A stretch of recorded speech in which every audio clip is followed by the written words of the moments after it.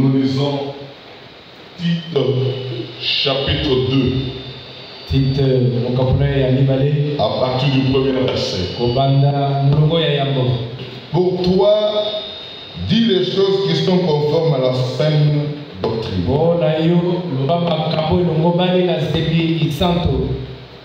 Dis que le vieillard doit être sobre,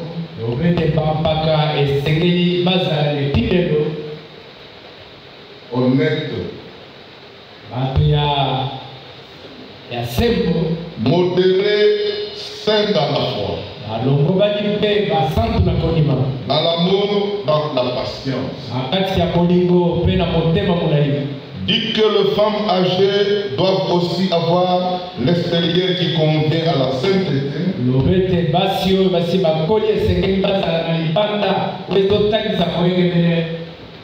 n'être ni médisante, ni adonner aux excès du vin, qu'elles doivent donner de bonnes instructions. Dans le but d'apprendre aux jeunes femmes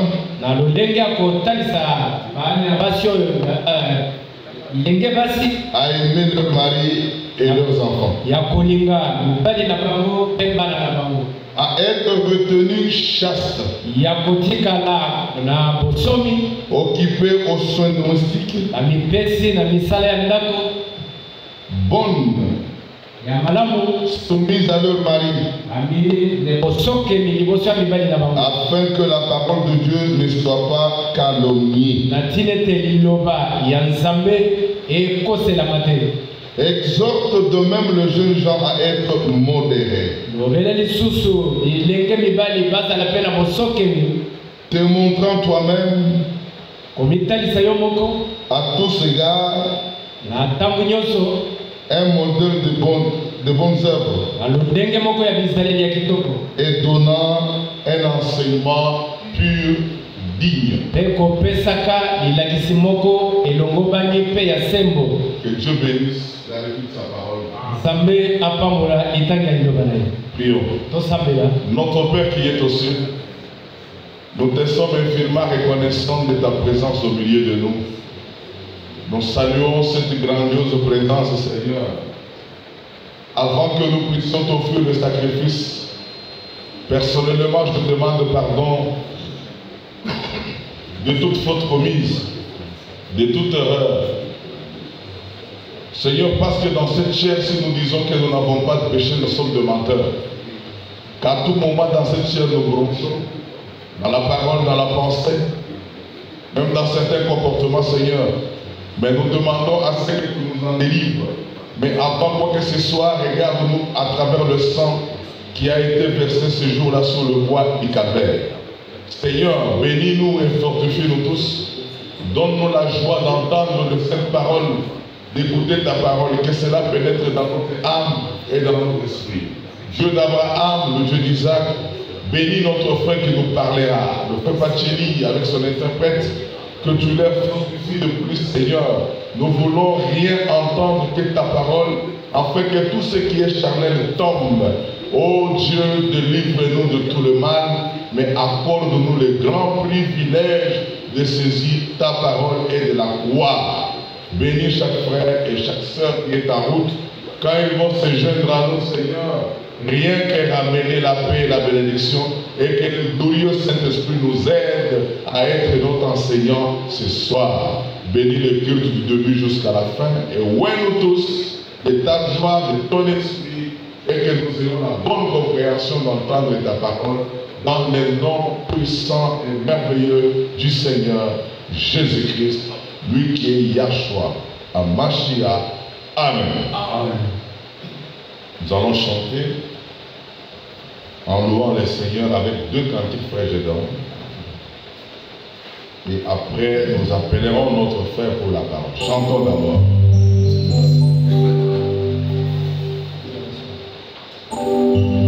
Toujours que bénissons le Seigneur,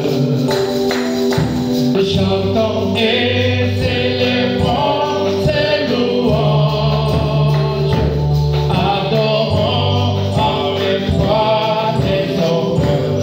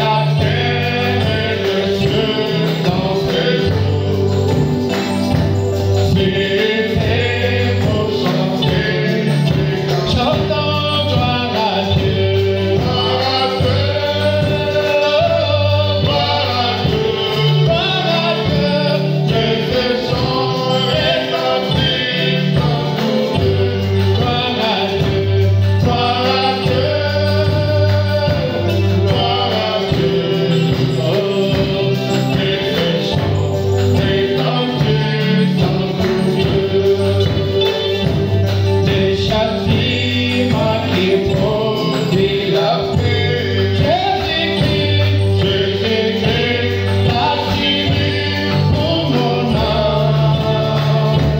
Il voulut décider mon prophète. Amour indésiré, chantons gloire à Dieu. Gloire à Dieu. Oh, gloire à Dieu. Gloire à Dieu.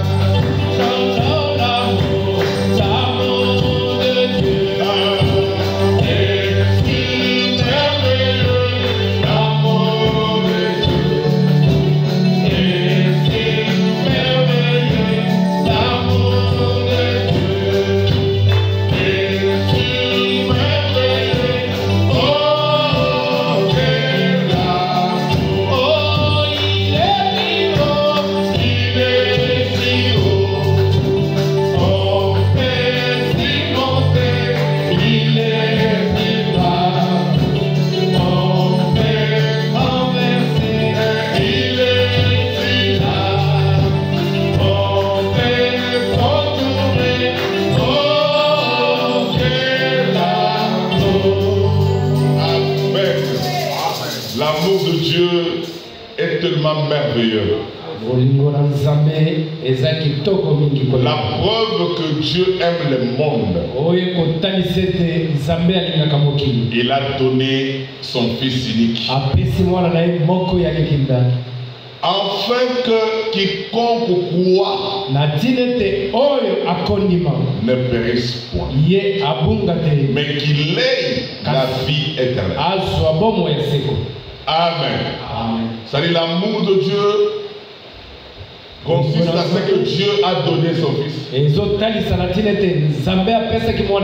En d'autres termes, Dieu en tant qu'esprit, il a pris la chair humaine. Il est devenu un homme. Il est descendu sur la terre. Dans le but de mourir, verser son sang pour sauver l'homme. C'est par là que vous devez comprendre que le vrai amour, c'est amener la personne à croire la parole de la vérité. Si tu amènes quelqu'un à la parole de la vérité, c'est ça le vrai amour que Dieu veut. On a déjà considéré l'écriture dans la Bible. C'est l'apôtre Paul qui a écrit à son enfant légitime Timothée. Quand vous allez dans Tite chapitre 1er,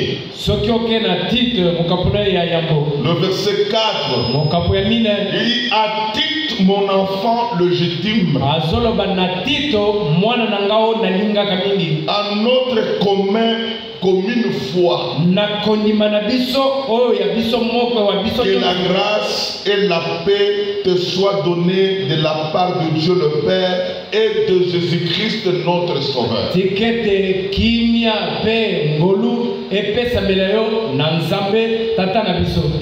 Et de Jésus-Christ notre Sauveur. Tite était l'enfant légitime de Paul. Paul était son père spirituel. Paul était le père spirituel dans un âge. Comme dans notre âge ici. Nous avons qu'un seul père spirituel. C'était William Marion Branham. Le frère Branham pouvait dire que je prêchais comme l'apôtre Paul. Si ceux de Paul entre, le mien aussi entre. Amen. Quand on parle d'un enfant légitime, c'est un enfant qu'on doit bien éduquer et élever. Et dans l'éducation bonne, c'est là où on voit notre Père en train de nous châtier. Si vous élevez un enfant et que vous ne le frappez pas, vous ne le châtiez pas pour le ramener dans la voie, c'est la preuve qui montre que vous ne l'aimez pas. Nous, quand nous venons dans l'église, nous ne venons pas avec un objectif d'attaquer quelqu'un. Nous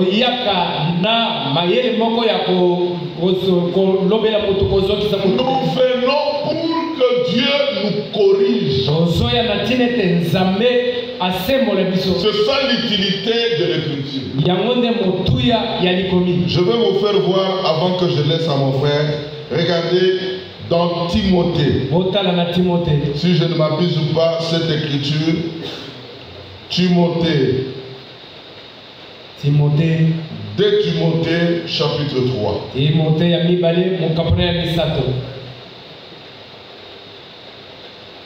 Il dit ceci.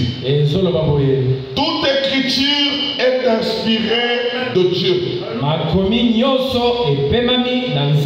De Genèse à l'Apocalypse, l'écriture est inspirée. C'est poussé par l'Esprit de Dieu. pas même On montre son utilité. Il dit l'écriture est utile pour l'enseignement. Si on veut enseigner, on prend l'écriture. Sans écriture, on ne peut pas enseigner quelqu'un. Pour enseigner la personne à la parole, il faut prendre l'écriture. Pour les convaincre, il faut prendre l'écriture. Pour que l'homme soit corrigé, c'est toujours par l'écriture. Si on veut l'instruire dans la justice, il faut toujours avec l'écriture. Pourquoi ça? On dit enfin que l'homme de Dieu soit accompli. Alléluia. Il soit accompli et propre à toute bonne œuvre. Les bonnes œuvres, c'est les œuvres de Jésus-Christ. Pour que l'homme sache comment servir Dieu. Comment se donner dans la voie chrétienne. Comment se marier. Alléluia. Comment vivre dans le mariage. Vivre même dans la vie sociale.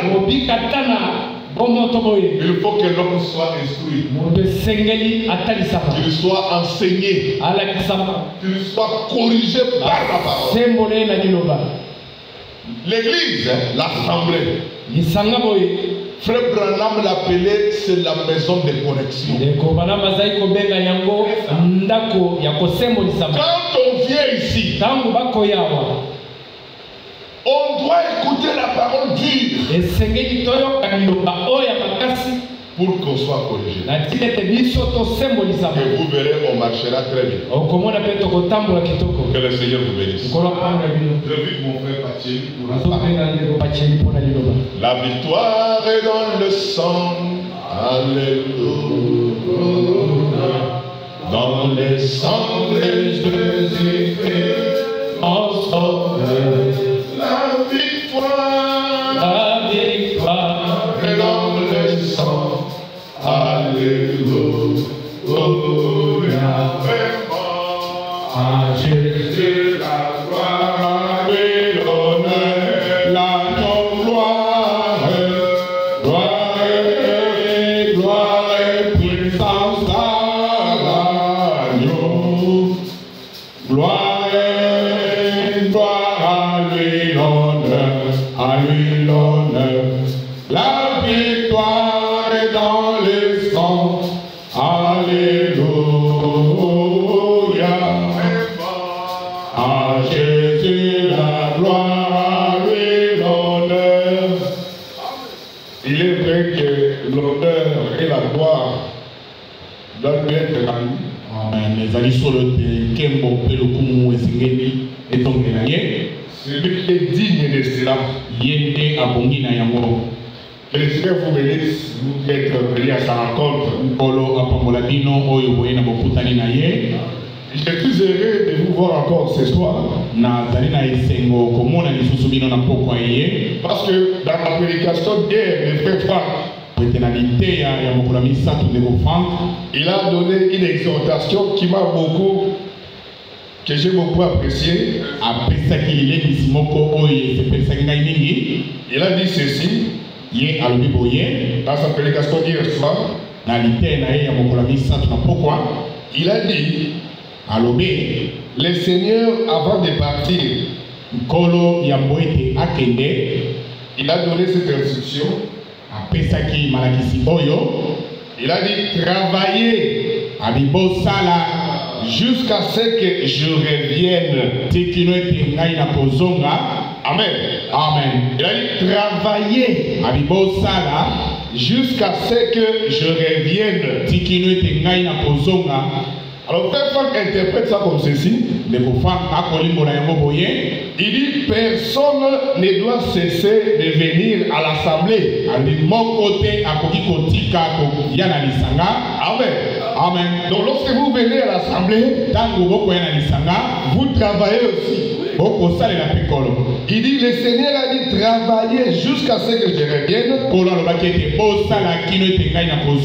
Alors lui fait foi qui dit personne ne doit cesser de venir à l'assemblée.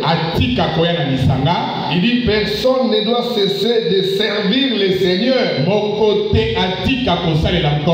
Il dit personne ne doit cesser de proclamer la parole de Dieu aux autres. Il dit il faut continuer à faire cela jusqu'à ce que le Seigneur lui-même arrêtera. Amen. Amen. Nous allons cesser de venir à l'assemblée lorsque lui-même le Seigneur viendra pour nous prendre avec lui.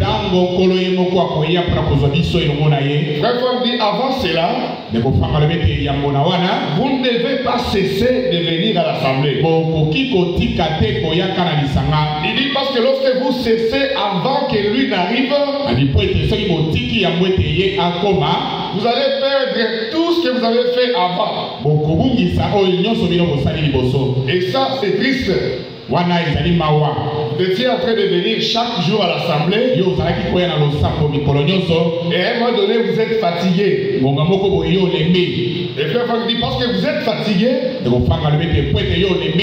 toutes les fois que vous étiez en train de venir à l'assemblée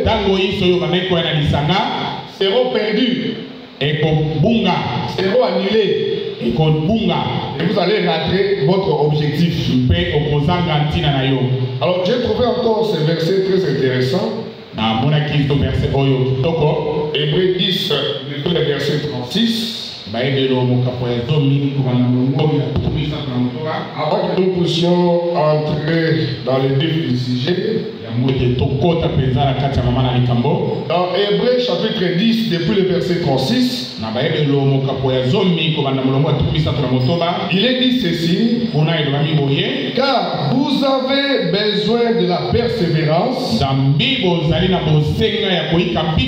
Amen. Amen. Vous avez besoin de la persévérance afin qu'après avoir accompli la volonté de Dieu, vous obteniez ce qui vous est promis. Amen.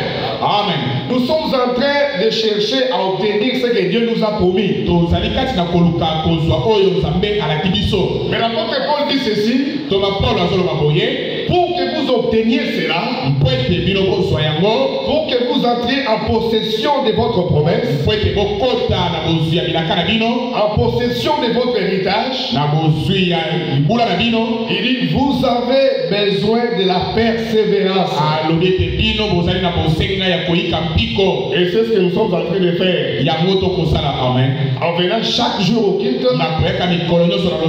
qu'il pleuve ou qu'il neige, que nous soyons dans la joie ou dans la tristesse, que nous soyons malades ou pas, nous venons à l'église pour servir notre Dieu. Amen. Parce que nous savons que lui a fait la promesse en disant qu'il ne nous abandonnera point.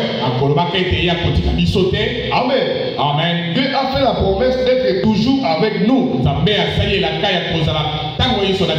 C'est pourquoi l'apôtre Paul pouvait dire rien. Mais alors rien ne me séparera de l'amour du Seigneur. Serait-ce les tribulations, l'angoisse, la faim, la disette. Il dit rien ne nous séparera de l'amour de notre Seigneur Jésus. De l'amour de Dieu qui est manifesté en notre Seigneur Jésus. C'est pourquoi que le Seigneur vous bénisse. Vous qui êtes là. bino oyo bosili kozala wana c'est le signe qui montre que vous êtes persévérant. ezali elembo kotalisa ete bino bokoyika mpiko Et parce que vous êtes persévérant, po ete bino bokoyika mpiko la promesse est à vous. elaka ezali mpona bino. Amen. Parce qu'à la fois, il faut associer la persévérance. po ete na kondima esengeli kobakisa koyika mpiko. Si on n'est pas persévérant, soki okoyika mpiko te on n'atteindra jamais les buts. okokóma na ntina te.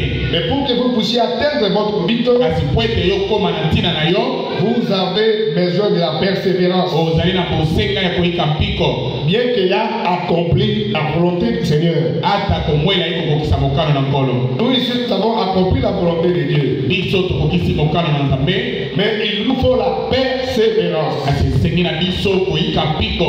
Alors que le Seigneur vous bénisse sur cela. olo apambola bino na ntina wana. Allons commencer par résumer ce que Frère Franck a prêché le mercredi. tokozongela na mokuse mayele kofanga te yaki mokolo ya misato. Le mercredi, Frère Franck était sur le verset qui a été lu.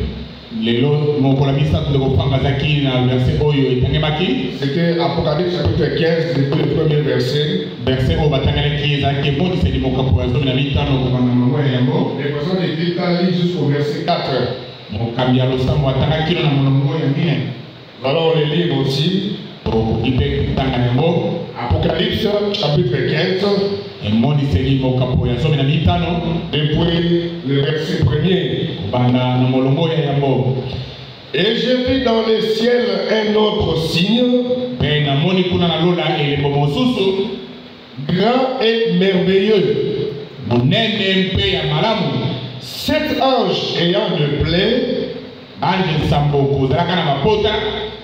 les derniers, oyo ya suka car en elle le courroux de Dieu est consommé. zambi kati na bango kanda ya nzambe ekotalisama. Et j'ai vu comme une mer de verre mpe namoni lokola ezalaki mbu moko ya ver mêlée de feu, oyo esangani na moto. et ceux qui avaient remporté la victoire sur la bête mpe baye bazwaki elonga likolo ya nyama et sur son image mpe likolo ya lilingi na ye et sur le nombre de son nom, mpe likolo ya motango ya nkombo na ye se tenant debout sur la mer de cristal. batelemaki likolo ya mbu oyo ezalaki lokola milangi Ayant des arpes de Dieu. kozalaka na banzenze ya nzambe. Et ils chantent les cantiques de Moïse, mpe bazalaki koyemba baloyembo ya moshe esclave de Dieu, mowumbu na nzambe. et les cantiques de l'agneau, mpe baloyembo ya mwana na mpate disant, kolobaka grandes et merveilleuses sont tes œuvres, babemo minene mpe ya malamu ezali misala na yo. Seigneur Dieu Tout-Puissant, nkolo nzambe na nguya nyonso. juste et véritable sont tes voies. ya sembo mpe ya solo ezali banzela na yo. C'est le verset qui a été lu par Frère Franck. yango ezali verset oyo batangelaki ndeko frank. Dans ce verset, on montre que nous aidrons sur la mer de cristal. na kati ya verset oyo batakisi ete biso tokotelema na mbu oyo ya milangi. Et nous aurons les harpes de Dieu lui-même. mpe tokozala na nzenze ya nzambe ye moko. Ce verset m'a beaucoup réjoui. molongo wana esepelisinga mingi. Nous qui avions vaincu, biso oyo tolongi nous serons debout là-bas tokozala wana ya kotelema avec les harpes de Dieu lui-même. na banzenze ya nzambe ye moko. Pas avec des harpes qui sont fabriquées par des hommes. na banzenze oyo bato bamisaleli te. Ici on dit avec les harpes de Dieu lui-même. awa balobi na banzenze ya nzambe ye moko. Et nous chanterons les cantiques de Moïse mpe tokoyemba baloyembo ya moshe et les cantiques de l'agneau. mpe baloyembo ya mwana na mpate.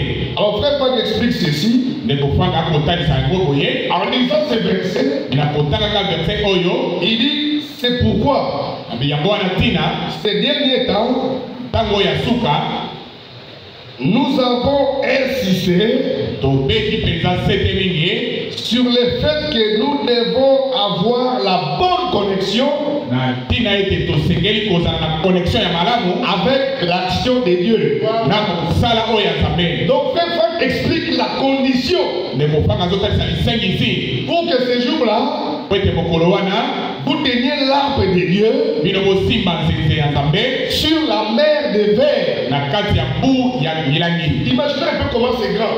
bokanisana ndenge nini kozala monene. C'est que nous serons debout sur la mer des vers. Et avec les harpes de Dieu lui-même. Et nous serons en train de chanter les cantiques de Moïse. Et les cantiques de l'agneau. Le Père Paul explique.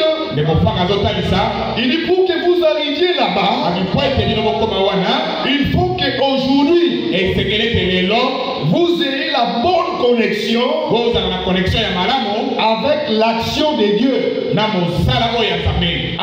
Amen. Il va plus loin, il dit ceci. Il dit, et seulement celui qui a trouvé la bonne connexion à l'action de Dieu dans ces temps. Amen. Amen. Donc il est question de trouver la bonne connexion de Dieu dans ces temps-ci. Il dit qu'il a pris part à l'action de Dieu, à ce que Dieu fait sur la terre. Amen. Il dit celui-là aura part à ce que Dieu fera dans le ciel. Amen. Alléluia. Amen. Donc la condition pour avoir part à ce que Dieu fera dans le ciel, c'est que vous soyez connectés à l'action de Dieu sur la terre à votre temps. Que le Seigneur vous bénisse. Lorsque je lis ces choses, ça m'a beaucoup réjoui. Et Frère Franck dit, il dit c'est pourquoi je suis convaincu que si le Seigneur vient maintenant, il nous prendra tous. Il dit personne ne va rester. Il dit malgré nos petites erreurs, il dit malgré nos petits défauts, Dieu est capable de nous changer. Alors il dit nos petites erreurs là, nos petits défauts ne peuvent pas nous faire rater l'enlèvement.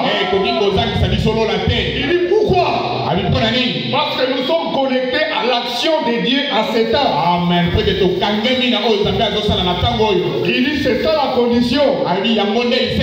Pour que vous preniez part à l'action de Dieu dans le ciel.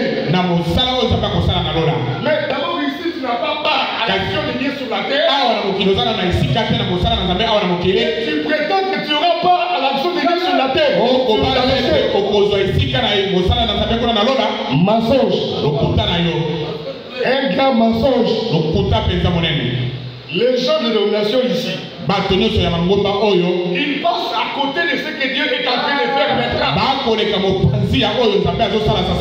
Mais ils prétendent qu'ils n'auront pas à ce que Dieu fera dans les cieux. C'est faux.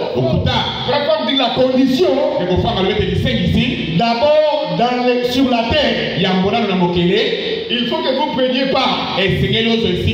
Et lorsque vous prenez part à ce que Dieu est en train de faire, c'est alors qu'on peut dire que vous avez trouvé grâce devant le Seigneur. Amen. Amen. Et puisque vous avez trouvé part grâce devant le Seigneur, vous avez accompli la volonté de Dieu. Et puisque vous avez accompli la volonté de Dieu, nous ne sommes pas des pécheurs. Et Dieu exauce notre prière. C'est ça la condition pour que Dieu puisse exaucer votre prière. Il faut que vous accomplissiez sa volonté lorsque vous êtes sur la terre.